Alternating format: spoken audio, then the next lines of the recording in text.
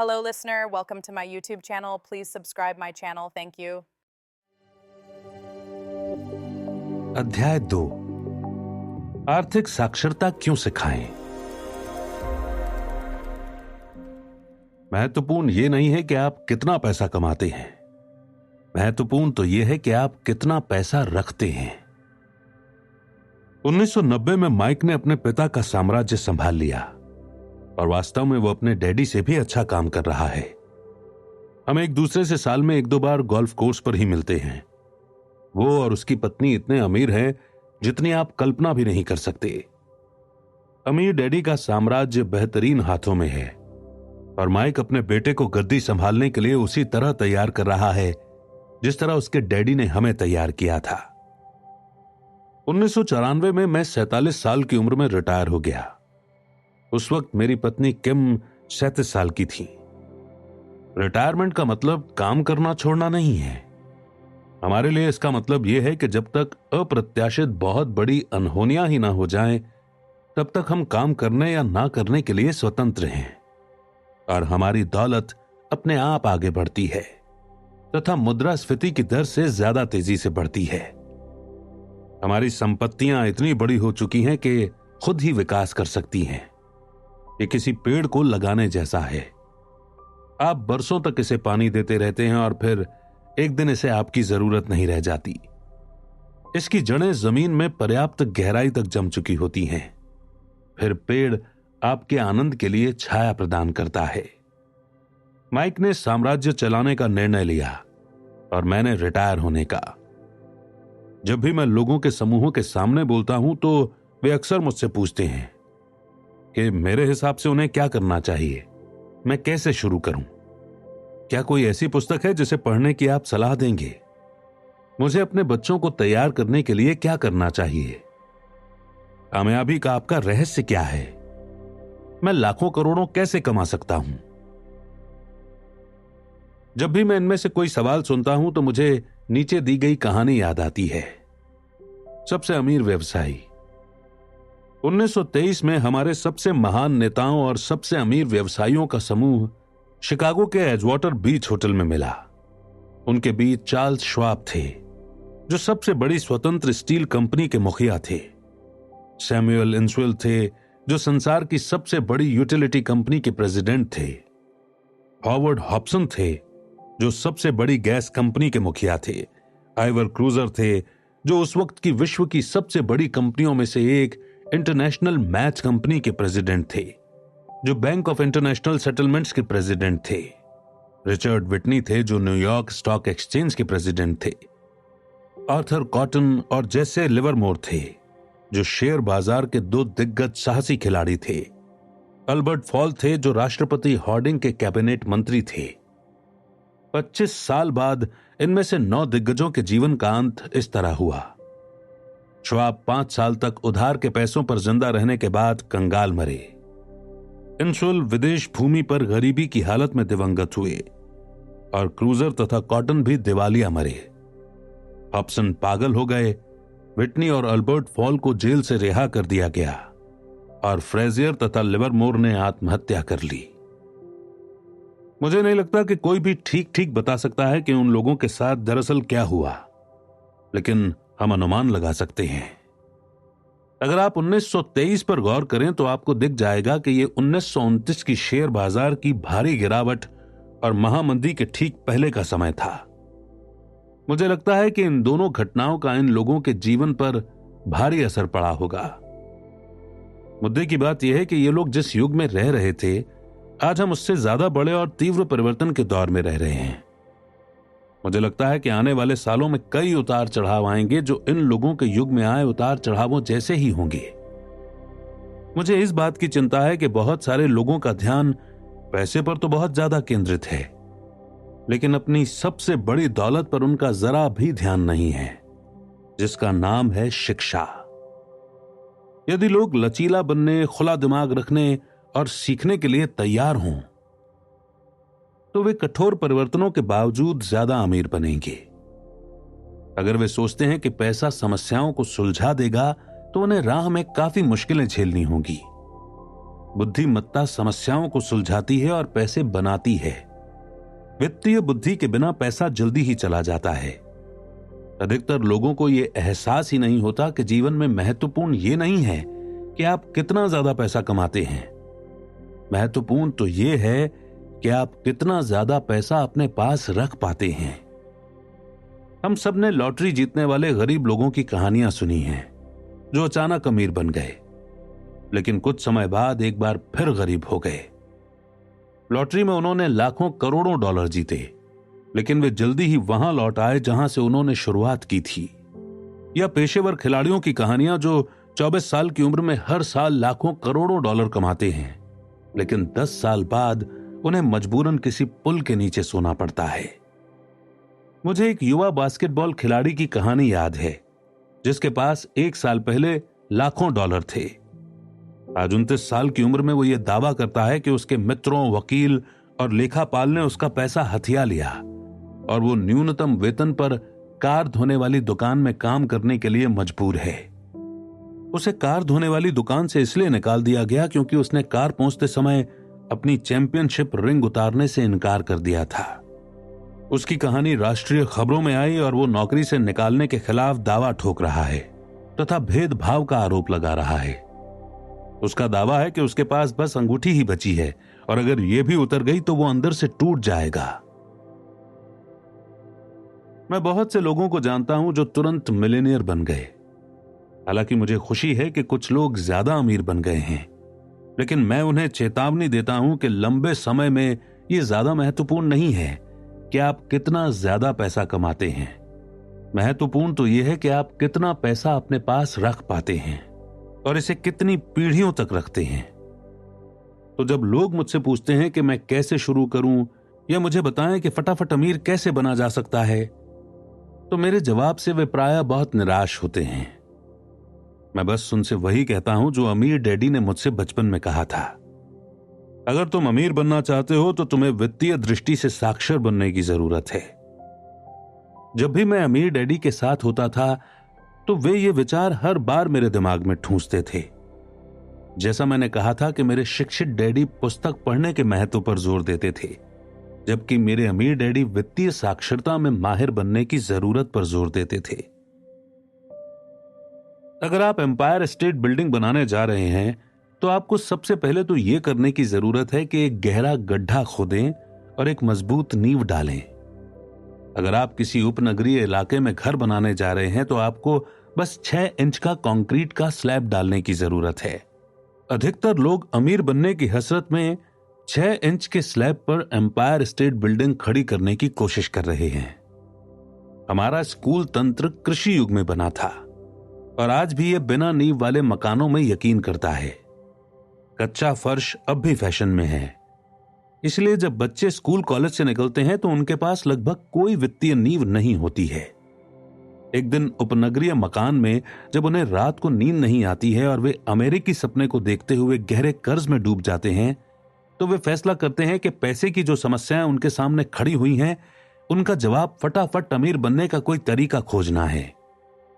इमारत बनने लगती है, ये तेजी से ऊपर जाती है और जल्दी ही एम्पायर स्टेट बिल्डिंग के बजाय हमारे पास उपनगर की झुकी मीनार आ जाती है। उनकी रातों की नींद एक बार फिर उड़ जाती है। बड़े होने के बाद माइक और मेरे लिए दोनों ही विकल्प संभव थे, क्योंकि बचपन में ही हमारी वित्तीय बुनियाद मजबूत बना दी गई थी। अकाउंटिंग संभवतः संसार का सबसे पेचीदा और नीरस विषय है, लेकिन अगर आप लंबे समय तक अमीर बने रहना चाहते हैं तो यह शायद सबसे महत्वपूर्ण विषय है।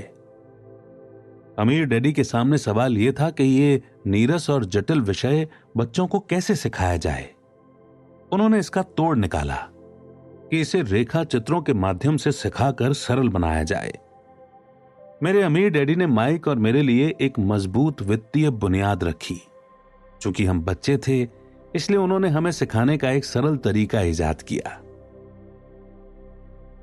बरसों तक वे सिर्फ रेखा चित्र खींचते थे और शब्दों का इस्तेमाल कम करते थे।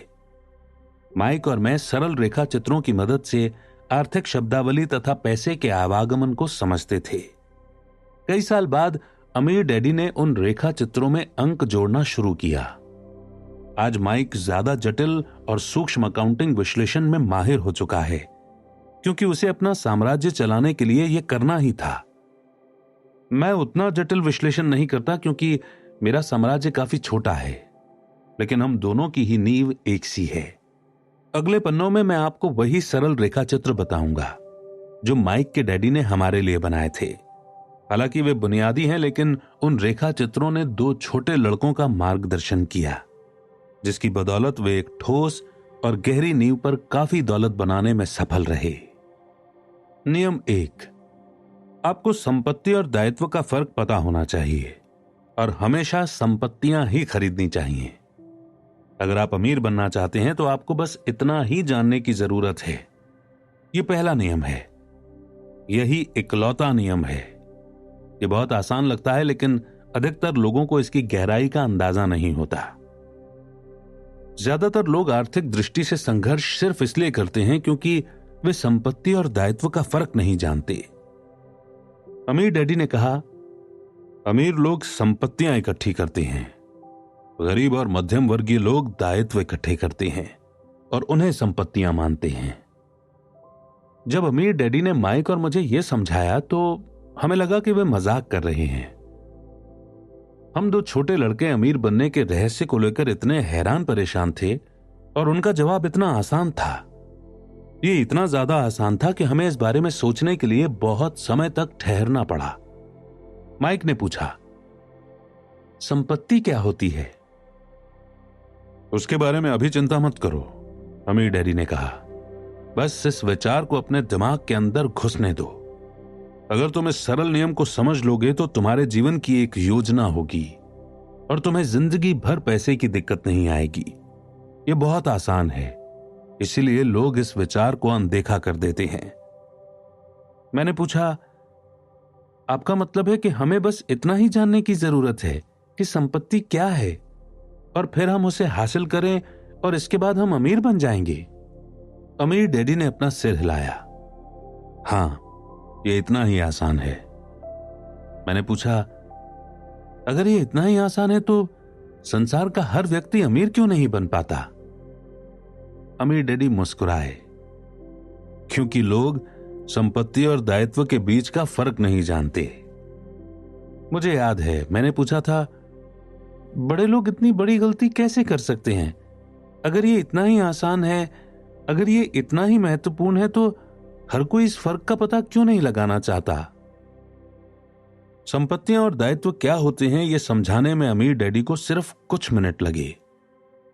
वयस्क होने के बाद मुझे यह दूसरे वयस्कों को समझाने में मुश्किल आती है। यह आसान विचार उन्हें समझ नहीं आता क्योंकि उन्हें अलग तरीके से शिक्षित किया गया है। उन्हें दूसरे शिक्षित पेशेवरों ने पढ़ाया है, जैसे बैंकर्स, लेखापाल, रियल एस्टेट एजेंट, वित्तीय नियोजक आदि। मुश्किल तब आती है जब इन लोगों से सीखी बातों को भूलने या दोबारा बच्चे बनने को कहा जाता है। बुद्धिमान वयस्क अक्सर महसूस करता है कि आसान परिभाषाओं पर ध्यान देना खुद को नीचे गिराना है।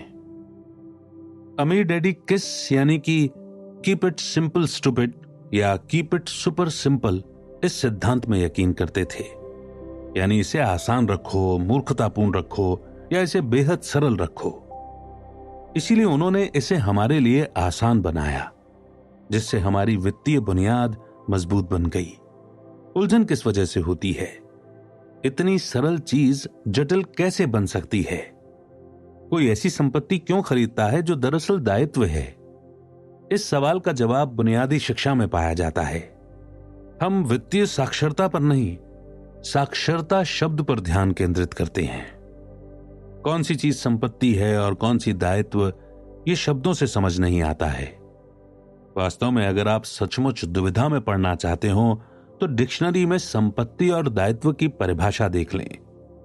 मैं जानता हूं कि वहां दी गई परिभाषाएं किसी प्रशिक्षित लेखापाल को अच्छी लग सकती हैं, लेकिन दिक्कत यह है कि आम आदमी को उनसे ज्यादा कुछ समझ नहीं आता।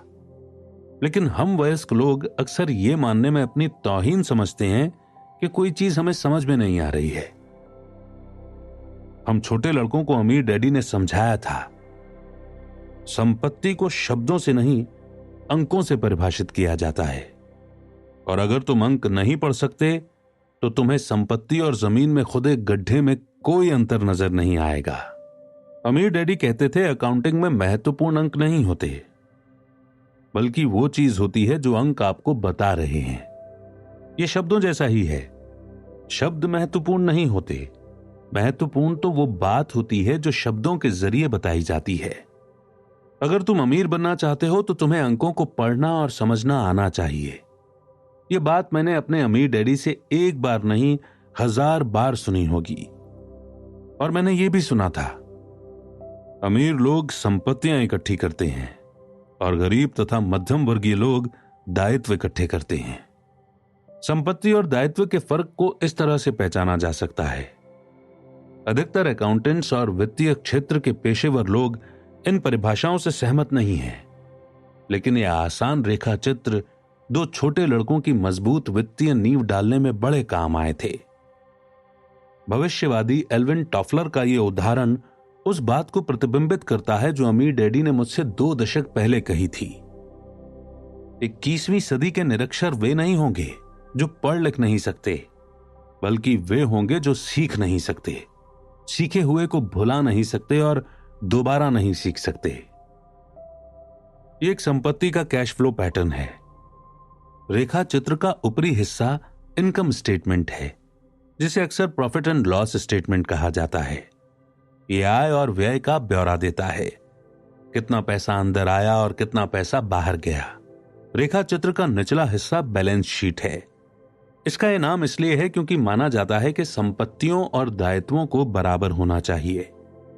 कई वित्तीय नौसिखिए इनकम स्टेटमेंट और बैलेंस शीट के संबंध को नहीं जानते हैं, जबकि इस संबंध को समझना अत्यंत महत्वपूर्ण है। इसलिए जैसा मैंने पहले कहा था कि मेरे अमीर डैडी ने 2 छोटे लड़कों को आसान शब्दों में बताया, संपत्तियां आपकी जेब में पैसे डालती हैं। अच्छी, सरल और उपयोगी परिभाषा। और यह एक दायित्व का कैश फ्लो पैटर्न है। अब जब संपत्तियों और दायित्वों को रेखा चित्र के माध्यम से समझा दिया गया है, तो मेरी परिभाषाओं को समझना आसान हो सकता है। संपत्ति वो चीज है जो मेरी जेब में पैसे डालती है। दायित्व वो चीज है जो मेरी जेब से पैसे बाहर निकालती हैं। आपको दरअसल बस इतना ही जानने की जरूरत है। अगर आप अमीर बनना चाहते हैं तो बस जिंदगी भर संपत्तियां खरीदते रहें। अगर आप गरीब या मध्यम वर्गीय बनना चाहते हैं तो जिंदगी भर दायित्व खरीदते रहें, चाहे शब्दों की हो या अंकों की। निरक्षरता ही वित्तीय संघर्ष की जड़ है। अगर लोगों को आर्थिक मुश्किलें आ रही हैं तो इसका मतलब है कि शब्दों या अंकों में ऐसा कुछ है जिसे वे समझ या पढ़ नहीं पा रहे हैं। अमीर लोग इसीलिए अमीर हैं क्योंकि वे इस मामले में पैसों की तंगी झेलने वाले लोगों से ज्यादा साक्षर हैं। इसलिए अगर आप अमीर बनना चाहते हैं और अपनी दौलत को कायम रखना चाहते हैं तो वित्तीय दृष्टि से साक्षर होना महत्वपूर्ण है, शब्दों में भी और अंकों में भी। रेखा चित्रों में जो तीर लगे हैं वे नकदी के प्रवाह या कैश फ्लो की दिशा बताते हैं। सिर्फ अंकों से ही पूरी बात समझ में नहीं आती है। जिस तरह के संदर्भ के बाहर शब्दों का अर्थ गुम हो जाता है, महत्वपूर्ण तो वो कहानी है जो अंक या शब्द बता रहे हैं। किसी वित्तीय रिपोर्ट के अंकों को पढ़ना कहानी खोजने की तरह है। पैसा किस ओर जा रहा है, इस बात की कहानी। 80% परिवारों की वित्तीय कहानी यह होती है कि वे आगे बढ़ने के लिए कठोर श्रम करते हैं। बहरहाल उनकी यह कोशिश बेकार जाती है, क्योंकि वे अपना जीवन संपत्तियां खरीदने के बजाय दायित्व खरीदने में लगा देते हैं। यह गरीब व्यक्ति का कैश फ्लो पैटर्न है। यह मध्य वर्ग के एक व्यक्ति का कैश फ्लो पैटर्न है। यह एक दौलतमंद आदमी का कैश फ्लो पैटर्न है। जाहिर है इन सभी रेखा चित्रों को कुछ ज्यादा ही सरल बनाया गया है। हर एक को जिंदा रहने के लिए बहुत से बाकी खर्च करने पड़ते हैं। हम सभी को रोटी, कपड़े और मकान की जरूरत होती है। ये रेखा चित्र बताते हैं कि गरीब, मध्यम वर्गीय और अमीर आदमियों के जीवन में पैसा किधर से आता है और किधर जाता है। कैश फ्लो ही ये कहानी बताता है कि कोई व्यक्ति अपने पैसे को कैसे संभालता है। मैंने यह अध्याय अमेरिका के सबसे अमीर लोगों से शुरू किया था। इसके पीछे उद्देश्य यह था कि मैं लोगों की इस आम सोच को गलत साबित करूं कि पैसा सारी समस्याओं को सुलझा देता है। इसीलिए मैं सिहर जाता हूं जब भी लोग मुझसे पूछते हैं कि फटाफट अमीर कैसे बना जाए या उन्हें कहां से शुरू करना चाहिए। मैं अक्सर सुनता हूं कि मैं कर्ज में हूं, इसलिए मुझे ज्यादा पैसे कमाने हैं। लेकिन प्रायः ज्यादा पैसे से समस्या नहीं सुलझती है। वास्तव में इससे समस्या बढ़ सकती है। पैसा अक्सर हमारी दुखद इंसानी कमजोरियों व खामियों को उजागर कर देता है और हमारे ऐसे पहलुओं पर रोशनी डालता है जिनसे हम अनजान रहते हैं। इसलिए जब किसी व्यक्ति को अचानक भारी दौलत मिल जाती है, मान लें विरासत, भारी वेतन वृद्धि या लॉटरी के कारण, तो बहुधा जल्दी ही वो पहले जैसे या उससे भी बुरे वित्तीय झमेले में पहुंच जाता है। पैसा सिर्फ आपके दिमाग में चल रहे कैश फ्लो पैटर्न को ज्यादा उजागर करता है। अगर आपका पैटर्न पूरी कमाई को खर्च करना है, तो संभावना इस बात की है कि आपकी आमदनी बढ़ने पर आपके खर्च भी बढ़ जाएंगे। इसलिए यह कहावत बनी है कि मूर्ख और उसका पैसा एक बड़ा जश्न है। मैंने कई बार कहा है कि हम स्कूली और पेशेवर योग्यताएं हासिल करने के लिए स्कूल जाते हैं। निश्चित रूप से ये दोनों ही महत्वपूर्ण हैं। अपनी पेशेवर योग्यताओं से ही हम पैसे कमाना सीखते हैं। 1960 के दशक में मैं हाई स्कूल में था। तब अगर पढ़ने में कोई होशियार होता था तो यह माना जाता था कि वो होनहार विद्यार्थी आगे चलकर डॉक्टर बनेगा, क्योंकि इसी पेशे में सबसे ज्यादा पैसों का वादा नजर आता था। आज डॉक्टर ऐसी वित्तीय चुनौतियों का सामना कर रहे हैं जो मैं अपने सबसे बुरे दुश्मन के लिए भी नहीं चाहूंगा। बीमा कंपनियां कारोबार को नियंत्रित कर रही हैं। स्वास्थ्य सुविधाओं का प्रबंधन, शासकीय हस्तक्षेप और अदालतों में मुआवजों के दावे। आज बच्चे मशहूर खिलाड़ी, फिल्म सितारे, रॉक स्टार्स, ब्यूटी क्वींस या सीईओ बनना चाहते हैं, क्योंकि शोहरत, पैसा, रुतबा वहीं पर है। इसी कारण आज स्कूल में बच्चों को अच्छा पढ़ने के लिए प्रेरित करना इतना मुश्किल है। वे जानते हैं कि पेशेवर सफलता का अब शैक्षणिक सफलता से कोई सीधा संबंध नहीं है, जैसा कभी था। चूंकि स्कूल कॉलेज से निकलते वक्त विद्यार्थियों के पास वित्तीय योग्यताएं नहीं होती हैं, इसलिए लाखों करोड़ों शिक्षित लोग अपने पेशे में तो सफल हो जाते हैं, लेकिन इसके बावजूद पैसों की तंगी झेलते रहते हैं। ज्यादा कड़ी मेहनत करने के बाद भी वे अपनी समस्याओं से नहीं उबर पाते। उनकी शिक्षा में कमी यह नहीं है कि उन्हें पैसा कमाना नहीं सिखाया गया। कमी तो यह है कि उन्हें पैसे का प्रबंधन करना नहीं सिखाया गया। इसे वित्तीय योग्यता कहा जाता है। पैसा कमाने के बाद उसके साथ क्या किया जाए, इसे दूसरे लोगों से कैसे सुरक्षित रखा जाए, इसे ज्यादा लंबे समय तक अपने पास कैसे रखा जाए और उस पैसे से अपने लिए कड़ी मेहनत कैसे कराई जाए, ज्यादातर लोग ये नहीं समझ पाते हैं, क्योंकि उनके सामने पैसों की समस्याएं इसीलिए हैं क्योंकि वे कैश फ्लो को नहीं समझते हैं। हो सकता है कि कोई व्यक्ति उच्च शिक्षित और अपने पेशे में सफल तो हो, लेकिन वित्तीय दृष्टि से निरक्षर हो।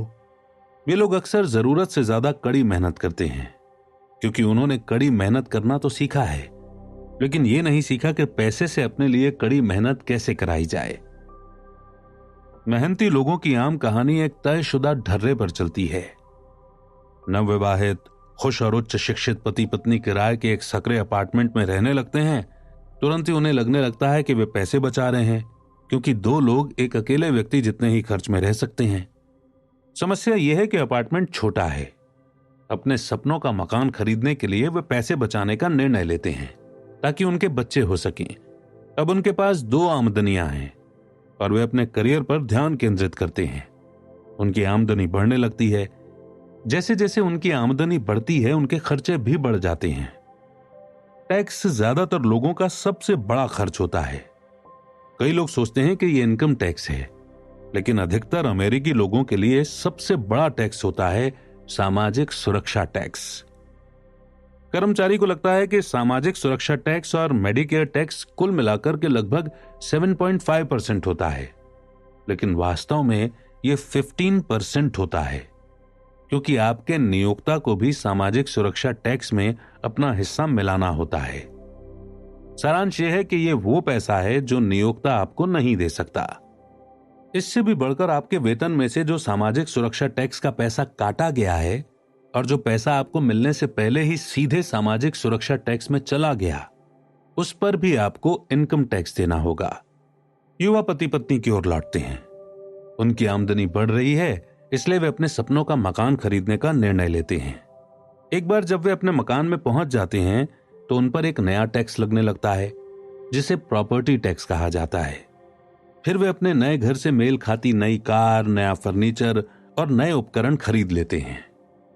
अचानक वे जागते हैं और पाते हैं कि उनके दायित्व वाला कॉलम मॉर्गेज और क्रेडिट कार्ड के कर्ज से भर चुका है। उनके दायित्व बहुत बढ़ गए हैं। संसार भर में टैक्स बढ़ते जा रहे हैं क्योंकि सामाजिक मांगों को ज्यादा प्रॉपर्टी टैक्स, इनकम टैक्स और सेल्स टैक्स या वैट की आवश्यकता है।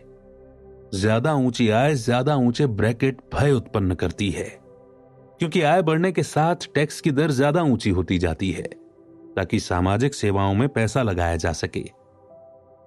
आज सरकार के सामने गंभीर चुनौतियां हैं, क्योंकि सोशल सिक्योरिटी और मेडिकेयर जैसी हकदारी कार्यक्रम दिवालियेपन की कगार पर हैं। अब वे चूहा दौड़ में फंस चुके हैं। बहुत जल्दी एक बच्चा हो जाता है और वे पहले से ज्यादा कड़ी मेहनत करते हैं। यह प्रक्रिया खुद को दोहराती है। ज्यादा ऊंची आमदनी की वजह से ज्यादा ऊंचे टैक्स लगते हैं, जिसे सबसे ऊंची टैक्स दर में पहुंचना भी कहा जाता है। तभी उन्हें डाक में एक क्रेडिट कार्ड मिलता है। वे उसका इस्तेमाल करते हैं। उस पर वे जितना कर्ज ले सकते हैं उतना ले लेते हैं। कुछ समय बाद एक लोन कंपनी फोन करके उन्हें कहती है कि उनकी सबसे बड़ी संपत्ति यानी उनके मकान का मूल्य बढ़ गया है। चूंकि उनकी कर्ज लेने की पात्रता बहुत अच्छी है, इसलिए कंपनी उनके सामने एकीकृत ऋण का प्रस्ताव रखती है और उन्हें बताती है कि समझदारी इसी में है कि वे ऊंचे ब्याज वाले उपभोक्ता ऋण से पीछा छुड़ा लें और अपने क्रेडिट कार्ड का कर्ज चुका दें। इसके अलावा वे मकान के कर्ज पर जो ब्याज देंगे उस पर उन्हें टैक्स में छूट मिलेगी। वे मान जाते हैं और ऊंची ब्याज दरों वाले क्रेडिट कार्ड्स का भुगतान कर देते हैं। अब वे राहत की सांस लेते हैं। उन्होंने क्रेडिट कार्ड का हिसाब साफ कर दिया है। उन्होंने अब अपने उपभोक्ता ऋण को होम मॉर्गेज में बदल दिया है। उनकी किस्तें कम हो जाती हैं क्योंकि वे अपने कर्ज की अवधि को बढ़ाकर 30 साल कर लेते हैं। यही चतुराई भरा तरीका है। क्या ये सारा बुरा कर्ज है या अच्छा कर्ज है? क्या आप फर्क जानते हैं? उनका पड़ोसी उन्हें खरीदारी पर चलने के लिए आमंत्रित करता है। मेमोरियल डे की सेल लगी हुई है। वे खुद से वादा करते हैं कि वे बस दूर से देखेंगे, लेकिन फिर भी वे अपना क्रेडिट कार्ड साथ ले जाते हैं ताकि वक्त जरूरत काम आए। मैं इस युवा पति पत्नी से हर समय मिलता रहता हूं। उनके नाम बदलते रहते हैं, लेकिन पैसे की तंगी वही रहती है। वे मेरी बातें सुनने के लिए मेरे भाषणों में आते हैं। वे मुझसे पूछते हैं कि क्या आप हमें बता सकते हैं कि ज्यादा पैसे कैसे कमाए जाएं? वे ये नहीं समझ पाते कि समस्या दरअसल ये है कि वे अपने पास मौजूद पैसे को खर्च करने का चयन कैसे करते हैं। ये समस्या वित्तीय निरक्षरता के कारण उत्पन्न हुई है। ये इसलिए उत्पन्न हुई क्योंकि वे संपत्ति और दायित्व के फर्क को नहीं समझते हैं। मेरा मानना है कि ज्यादा पैसे से किसी की आर्थिक समस्याएं शायद ही कभी सुलझती हैं। समस्याएं तो समझदारी से सुलझती हैं। मेरा मित्र कर्ज में फंसे लोगों से बार बार एक ही बात कहता है, अगर तुम्हें लगता है कि तुमने खोद खोद कर खुद को गड्ढे में फंसा लिया है तो खोदना बंद कर दो। बचपन में मेरे डैडी अक्सर हमसे कहते थे कि जापानी 3 शक्तियों को महत्वपूर्ण मानते थे: तलवार की शक्ति, रत्न की शक्ति और दर्पण की शक्ति। तलवार हथियारों की शक्ति का प्रतीक है। अमेरिका ने हथियारों पर ट्रिलियनों डॉलर खर्च किए हैं और इसी वजह से वो आज संसार के सबसे शक्तिशाली देशों में से एक है। रत्न पैसे की शक्ति का प्रतीक है। इस कहावत में कुछ सच्चाई है। स्वर्णिम नियम याद रखो, जिसके पास स्वर्ण है वही नियम बनाता है। दर्पण आत्मज्ञान की शक्ति का प्रतीक है। जापानी किंवदंती के अनुसार आत्मज्ञान को इन तीनों शक्तियों में सर्वाधिक मूल्यवान माना जाता है। गरीब और मध्यम वर्गीय लोग अक्सर पैसे की शक्ति को खुद पर हावी होने देते हैं। वे सुबह उठकर कड़ी मेहनत वाली नौकरी करने चले जाते हैं और खुद से ये नहीं पूछते कि क्या ऐसा करने में समझदारी है। हर सुबह नौकरी करने जाकर वे दरअसल अपने ही पैर पर कुल्हाड़ी मार रहे हैं। पैसे की पूरी समझ न होने से बहुसंख्यक लोग पैसे की प्रबल शक्ति को यह इजाजत देते हैं कि वे उन्हें नियंत्रित कर ले।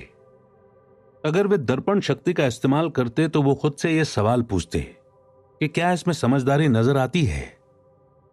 अक्सर अपनी आंतरिक समझदारी, अपने भीतर की प्रतिभा पर भरोसा करने के बजाय ज्यादातर लोग भीड़ के साथ साथ चलने लगते हैं। वे वही करते हैं जो बाकी सभी लोग करते हैं। सवाल पूछने के बजाय वे अनुसरण करते हैं। अक्सर वे परवाह नहीं करते हुए वही दोहराते हैं जो उन्हें बताया गया है। डाइवर्सिफाई करो। आपका मकान एक संपत्ति है। आपका मकान आपका सबसे बड़ा निवेश है। अधिक कर्ज लेने पर आपको टैक्स में ज्यादा छूट मिलती है। सुरक्षित नौकरी खोजो। गलतियां मत करो। जोखिम मत लो। कहा जाता है कि श्रोता समूह के सामने बोलने का डर ज्यादातर लोगों को मौत के डर से भी ज्यादा भयावह लगता है। मनोरोग चिकित्सक कहते हैं कि लोग सार्वजनिक मंच पर बोलने से इसलिए कतराते हैं क्योंकि उन्हें डर होता है कि उनकी बुराई होगी। लोग बाग उनकी हंसी उड़ाएंगे, वे अकेले रह जाएंगे, सबसे कट जाएंगे और बिरादरी से अलग थलग कर दिए जाएंगे। अलग होने या अकेले रह जाने का डर ज्यादातर लोगों को अपनी समस्याएं सुलझाने के नए तरीके खोजने से रोकता है। मेरे शिक्षित डैडी कहते थे कि जापानी दर्पण की शक्ति को सबसे ज्यादा मूल्यवान इसलिए मानते थे क्योंकि इसके अंदर देखने पर ही हमें सच्चाई पता चलती है। डर ही वो मुख्य कारण है जिसकी वजह से लोग कहते हैं कि इसे सुरक्षित तरीके से खेलो। यह हर चीज के बारे में सच है, चाहे यह खेल हो, संबंध हो, करियर हो या पैसा हो। इसी सामाजिक बहिष्कार के डर की वजह से लोग आम स्वीकृत मान्यताओं या लोकप्रिय प्रवृत्तियों पर सवाल नहीं करते हैं और चुपचाप उनका अनुसरण करते हैं। आपका मकान एक संपत्ति है। एकीकृत कर्ज लेकर उपभोक्ता ऋण से बाहर निकल आओ। ज्यादा कड़ी मेहनत करो। प्रमोशन का सवाल है। किसी दिन मैं वाइस प्रेसिडेंट बन जाऊंगा। पैसे बचाओ। जब मेरी तनख्वाह बढ़ेगी तो मैं एक ज्यादा बड़ा मकान खरीद लूंगा। म्यूचुअल फंड सुरक्षित हैं। कई आर्थिक समस्याएं इसलिए भी उत्पन्न होती हैं क्योंकि हम पड़ोसियों या आसपास के लोगों से बराबरी करना चाहते हैं। कभी कभार हम सभी को दर्पण में देखने की जरूरत होती है ताकि हम अपने डरों के बजाय अपनी आंतरिक बुद्धिमत्ता के प्रति सच्चे रहें। जब माइक और मैं 16 साल के हुए तब हमें स्कूल में समस्याएं आने लगी थीं। हम बुरे नहीं थे, हम तो बस भीड़ से अलग होने लगे थे। हम स्कूल के बाद और वीकेंड पर माइक के डैडी के लिए काम करते थे। माइक और मैं अक्सर काम के बाद उसके डैडी के साथ एक टेबल पर घंटों बैठा करते थे, जहां वे अपने बैंकर्स, वकीलों, अकाउंटेंट्स, ब्रोकर्स, निवेशकों, मैनेजर्स और कर्मचारियों के साथ मीटिंग करते थे। वे ऐसे आदमी थे जिन्होंने 13 साल की उम्र में ही पढ़ाई छोड़ दी थी, लेकिन अब वे शिक्षित लोगों को रास्ता दिखा रहे थे, निर्देश दे रहे थे, आदेश दे रहे थे और उनसे सवाल पूछ रहे थे। वे सब अमीर डैडी की एक आवाज पर दौड़े चले आते थे और उनके अप्रसन्नता व्यक्त करने पर सहम जाते थे। वे एक ऐसे आदमी थे जो कभी भीड़ के साथ नहीं चले। वे एक ऐसे आदमी थे जिन्होंने खुद के दम पर सोचा और वे इन शब्दों से चिढ़ जाते थे। हमें इसे इसलिए करना है क्योंकि सभी लोग इसे इसी तरह से करते हैं। वे नहीं कर सकता इन शब्दों से भी नफरत करते थे। अगर आप उनसे कोई काम कराना चाहते थे तो बस इतना कहना ही काफी था, मुझे लगता है कि आप ये नहीं कर सकते। माइक और मैंने उनकी मीटिंग्स में बैठकर जितना कुछ सीखा उतना हमने स्कूल के सारे बरसों में कभी नहीं सीखा, कॉलेज में भी नहीं। माइक के डैडी के पास किताबी ज्ञान नहीं था, लेकिन वे वित्तीय रूप से शिक्षित थे और इस कारण सफल भी थे। उन्होंने हमसे बार बार कहा, एक बुद्धिमान व्यक्ति अपने से ज्यादा बुद्धिमान लोगों को नौकरी पर रख लेता है। इसलिए माइक और मुझे बुद्धिमान लोगों की बातें घंटों तक सुनने और सीखने का लाभ मिला, लेकिन इसकी वजह से माइक और मैं उस प्रचलित सामाजिक मान्यता के साथ नहीं चल पाए जो हमारे शिक्षक सिखाते थे। इस कारण कई समस्याएं खड़ी हो गई। जब भी टीचर कहते थे कि अगर तुम्हें अच्छे ग्रेड नहीं मिलते हैं तो तुम बाहर की दुनिया में अच्छा प्रदर्शन नहीं कर सकते, तो माइक और मैं बस अपनी भवें चढ़ा लेते थे। जब हमें घिसे पिटे ढर्रे का अनुसरण करने और नियमों का अक्षरशः पालन करने को कहा जाता था, तो हम देख सकते थे कि स्कूल किस तरह रचनात्मकता को हतोत्साहित करता है। हम अमीर डैडी की इस बात का मतलब तो समझने लगे थे कि स्कूल इस तरह बनाए गए हैं ताकि अच्छे मालिक नहीं, अच्छे कर्मचारी तैयार हो सकें। कभी कभार मैं या माइक टीचर से पूछते थे कि हम जो पढ़ रहे हैं उसकी असल जिंदगी में क्या उपयोगिता है, या हमें धन और इसकी कार्यशैली के बारे में क्यों नहीं पढ़ाया जाता है। बाद वाले सवाल का हमें प्राय यही जवाब मिलता था कि पैसा महत्वपूर्ण नहीं है, और अगर हम अच्छी तरह से पढ़ाई करेंगे तो पैसा अपने आप मिलने लगेगा। पैसे की शक्ति के बारे में हम जितना ज्यादा जानते जाते थे, हम अपने शिक्षकों और सहपाठियों से उतने ही दूर होते जाते थे। मेरे उच्च शिक्षित डैडी ने कभी भी मेरे ग्रेड्स पर नाराजगी व्यक्त नहीं की, लेकिन हमारे बीच पैसों के बारे में वाद विवाद होने लगे। जब मैं 16 साल का हुआ, तब तक शायद मेरी वित्तीय बुनियाद मेरे मम्मी डैडी से कहीं बेहतर हो गई थी। मैं बही खाते बना सकता था और टैक्स, अकाउंटेंट्स, कंपनी के वकीलों, बैंकर्स, रियल एस्टेट ब्रोकर्स, निवेशकों आदि की बातें सुनता था। इसके विपरीत मेरे डैडी दूसरे शिक्षकों से बात किया करते थे। एक दिन मेरे डैडी ने मुझे बताया कि हमारा मकान उनकी सबसे बड़ी संपत्ति था। इस बात से एक अप्रिय बहस छिड़ गई जब मैंने उन्हें दिखाया कि मेरे हिसाब से मकान अच्छा निवेश क्यों नहीं था। ऊपर दिया रेखाचित्र अपने आप मकान के बारे में मेरे अमीर डैडी और गरीब डैडी के बीच की अलग अलग अनुभूतियों को दर्शाता है। एक डैडी सोचते थे कि उनका मकान संपत्ति है, जबकि दूसरे डैडी सोचते थे कि यह दायित्व है। मुझे याद है कि मैंने नीचे दिया रेखाचित्र बनाकर अपने डैडी को कैश फ्लो दिखाने की कोशिश की थी। मैंने उन्हें यह भी बताया था कि मकान मालिक बनने के साथ ही मकान से जुड़े दीगर खर्च भी बढ़ जाते हैं। ज्यादा बड़े मकान का अर्थ था ज्यादा बड़े खर्चे, और इसका मतलब था ये कैश फ्लो व्यय वाले कॉलम से होकर बाहर चला जाता था। आज भी लोग मेरे इस कथन को चुनौती देते हैं कि मकान संपत्ति नहीं है। मैं जानता हूं कि खुद का मकान कई लोगों का सपना होता है और उनका सबसे बड़ा निवेश भी, और अपने मकान का मालिक बनने से बेहतर कुछ भी नहीं है। मैं तो बस इस लोकप्रिय मान्यता को देखने का एक वैकल्पिक तरीका सुझाना चाहता हूं। अगर मेरी पत्नी और मैं एक ज्यादा बड़ा, ज्यादा शानदार मकान खरीदते हैं, तो हम जानते हैं कि यह संपत्ति नहीं होगी, एक दायित्व होगा, क्योंकि यह हमारी जेब से पैसा निकालेगा। तो यहां वो तर्क है जो मैं देता हूं। वास्तव में मुझे उम्मीद नहीं है कि ज्यादातर लोग इससे सहमत होंगे, क्योंकि आपका मकान एक भावनात्मक चीज है, और जब पैसे की बात आती है तो ज्यादा भावनाएं रहने पर वित्तीय बुद्धि प्रायः कम हो जाती है। मैं अपने खुद के तजुर्बे से जानता हूं कि पैसा हर निर्णय को भावनात्मक बना देता है। जब मकानों की बात आती है तो अधिकतर लोग उस मकान का कर्ज उतारने के लिए मेहनत करने में अपनी पूरी जिंदगी लगा देते हैं, जिसके वे कभी पूरे मालिक नहीं होते। दूसरे शब्दों में, ज्यादातर लोग हर कुछ सालों में एक नया मकान खरीद लेते हैं और हर बार पुराने कर्ज को चुकाने के लिए 30 साल का नया कर्ज लेते हैं। हालांकि मॉर्गेज के ब्याज पर लोगों को टैक्स में छूट मिलती है, लेकिन वे अपने दीगर खर्चों के लिए टैक्स के बाद मिले डॉलरों का उपयोग करते हैं, मॉर्गेज का भुगतान करने के बाद भी। जब मेरे सास ससुर का मकान प्रॉपर्टी टैक्स बढ़कर $1000 प्रति माह हो गया तो उन्हें सदमा लगा। यह तब की बात थी जब वे रिटायर हो चुके थे, इसलिए इस वृद्धि से उनका रिटायरमेंट बजट गड़बड़ा गया और उन्हें मजबूरन मकान बदलना पड़ा। मकानों की कीमत हमेशा नहीं बढ़ती है। मेरे कुछ मित्र हैं जिन पर मकान खरीदने के लिए $10 लाख का कर्ज है, जो आज इससे कम में बिकेगा। सबसे बड़े नुकसान है चूके हुए मौके। अगर आपका सारा पैसा आपके मकान में फंसा हुआ है तो आप ज्यादा कड़ी मेहनत करते हैं, क्योंकि आपका पैसा संपत्ति वाले कॉलम में बढ़ने के बजाय व्यय वाले कॉलम से बाहर निकलता रहता है। आम मध्यम वर्गीय कैश फ्लो पैटर्न। अगर कोई युवा पति पत्नी अपनी संपत्ति वाले कॉलम में जल्दी ही ज्यादा पैसा डाल दें तो उनके बाद के वर्ष आसानी से गुजरेंगे। उनकी संपत्तियां बढ़ जाएंगी और आमदनी बढ़ाने में मदद करेंगी। इससे संपत्तियां खर्चों के भुगतान में मदद देने के लिए उपलब्ध रहेंगी। संक्षेप में, निवेश पोर्टफोलियो शुरू करने के बजाय एक बहुत महंगे मकान का मालिक बनने का निर्णय किसी व्यक्ति पर नीचे दिए गए कम से कम 3 तरीकों से असर पड़ता है।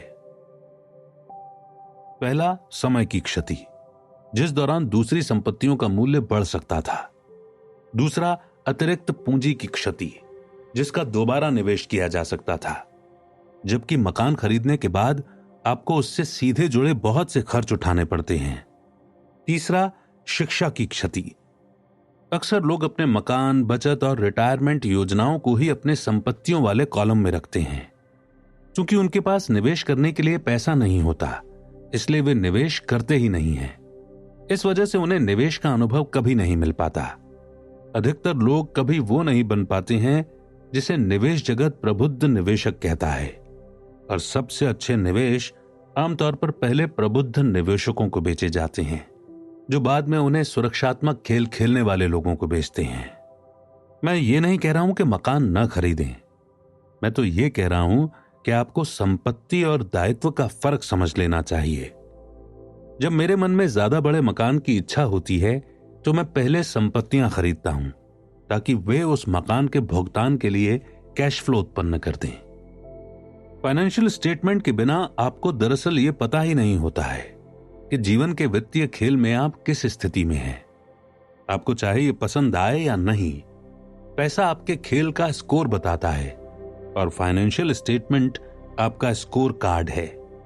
आप जीवन के वित्तीय खेल में कितना अच्छा स्कोर कर रहे हैं, ये जानने के लिए bank financial statement, income statement और बैलेंस शीट चाहते हैं। मेरे शिक्षित डैडी का व्यक्तिगत फाइनेंशियल स्टेटमेंट चूहा दौड़ में फंसे आदमी का सबसे अच्छा उदाहरण है। उनके खर्च उनकी आमदनी के बराबर थे, जिस वजह से उनके पास इतनी बचत नहीं रहती थी कि वे संपत्तियों में उसका निवेश करें। इसके फलस्वरूप उनके दायित्व उनकी संपत्तियों से ज्यादा बड़े रहते थे। नीचे बाईं तरफ जो रेखा चित्र दिया गया है वो मेरे गरीब डैडी का इनकम स्टेटमेंट है। ये रेखा चित्र 1000 शब्दों के बराबर है। यह दर्शाता है कि उनकी आय और व्यय समान है, जबकि उनके दायित्व उनकी संपत्तियों से ज्यादा बड़े हैं। दाईं ओर दिया मेरा अमीर डैडी का व्यक्तिगत फाइनेंशियल स्टेटमेंट उस जीवन के परिणाम को दर्शाता है जो निवेश करने और दायित्वों को न्यूनतम करने के प्रति समर्पित था। अमीर लोग ज्यादा अमीर क्यों बनते हैं? अमीर डैडी के फाइनेंशियल स्टेटमेंट की समीक्षा से पता चलता है कि अमीर लोग ज्यादा अमीर क्यों बनते हैं। संपत्ति वाला कॉलम खर्च से ज्यादा आमदनी उत्पन्न करता है, जिसका बचा हिस्सा संपत्ति वाले कॉलम में दोबारा निवेश कर दिया जाता है।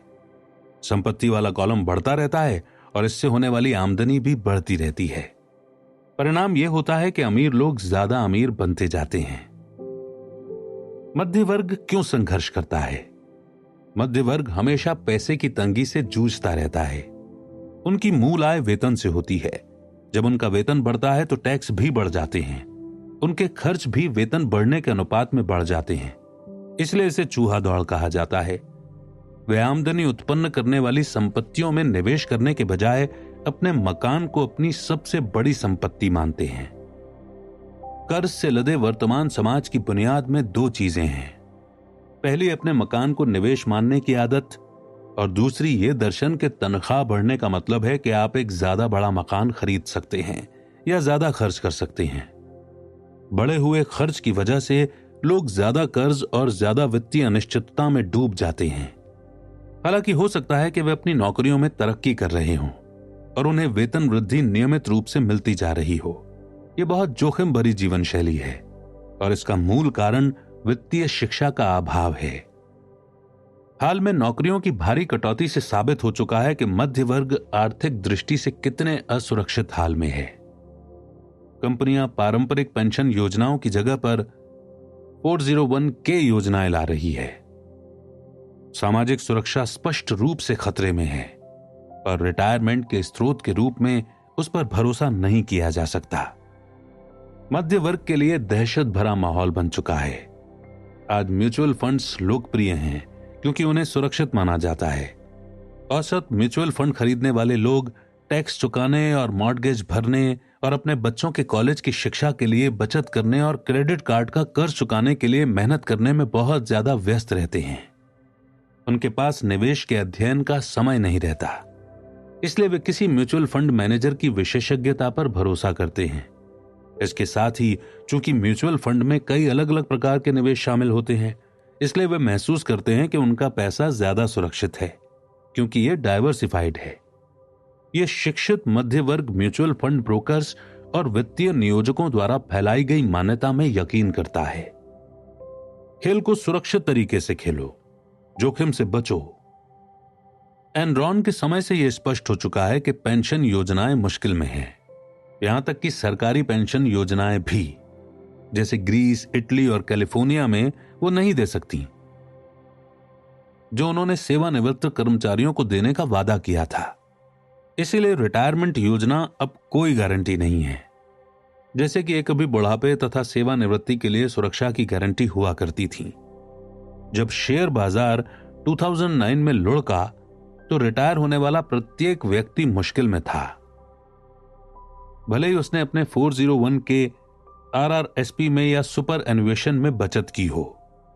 असली विडंबना यह है कि शुरुआती वित्तीय शिक्षा की कमी से ही वो जोखिम उत्पन्न होता है जिसका सामना औसत मध्यम वर्गीय लोग करते हैं। वे खेल को सुरक्षित ढंग से खेलते हैं, इसलिए उनकी आर्थिक स्थिति सर्वश्रेष्ठ रूप में तंग होती है। उनकी बैलेंस शीट दरअसल संतुलित नहीं होती। इसके बजाय वे दायित्वों से भरी होती हैं और उनमें आमदनी देने वाली असली संपत्तियां नहीं होती। आमतौर पर उनकी आमदनी का इकलौता स्रोत उनकी तनख्वाह होता है। उनकी जीविका पूरी तरह से उनके नियोक्ता पर निर्भर करती है। इसलिए जब जीवन में एक बार आने वाले सच्चे मौके सामने आते हैं तो ये लोग उसका लाभ नहीं ले पाते, क्योंकि वे बहुत बड़ी मेहनत कर रहे हैं, सबसे ज्यादा टैक्स चुका रहे हैं और कर्ज तक गले में डूबे हैं।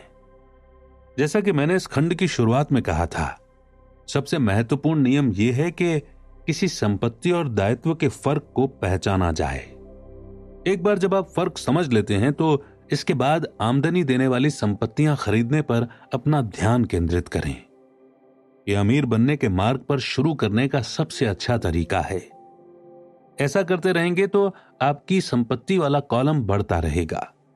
दायित्वों और खर्च को कम रखें ताकि संपत्ति वाले कॉलम में डालते रहने के लिए अधिक पैसा रहे।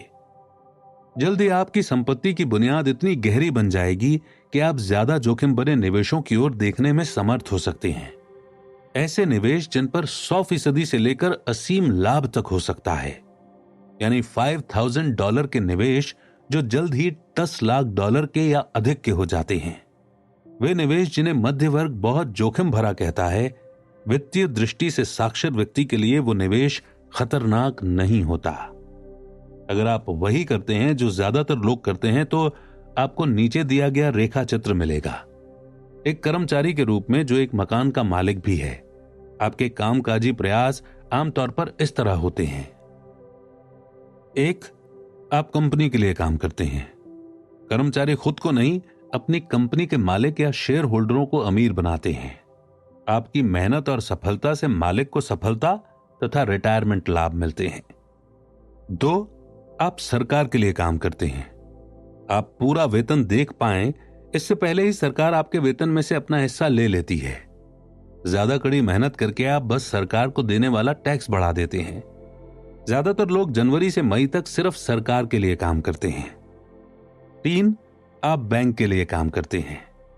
टैक्स के बाद आपका अगला सबसे बड़ा खर्च आमतौर पर आपका मॉर्गेज और क्रेडिट कार्ड ऋण होता है। सिर्फ ज्यादा कड़ी मेहनत करने के साथ समस्या यह है कि इन तीनों, कंपनी, सरकार और बैंक में से प्रत्येक आपकी ज्यादा मेहनत का ज्यादा बड़ा हिस्सा ले लेता है। आपको यह सीखने की जरूरत है कि आपकी ज्यादा मेहनत से किस तरह आपको और आपके परिवार को सीधा फायदा मिल सकता है। एक बार जब आप अपने खुद के काम पर ध्यान केंद्रित करने का निर्णय ले लेते हैं, यानी ज्यादा बड़ी तनख्वाह के बजाय संपत्तियां इकट्ठी करने पर अपने प्रयास केंद्रित कर लेते हैं, तो फिर लक्ष्य कैसे तय करें? अधिकतर लोगों को अपनी नौकरी करनी होगी और संपत्तियां इकट्ठी करने के लिए अपने वेतन पर भरोसा करना होगा। जब उनकी संपत्तियां बढ़ती हैं तो वे अपनी सफलता का आकलन कैसे करें?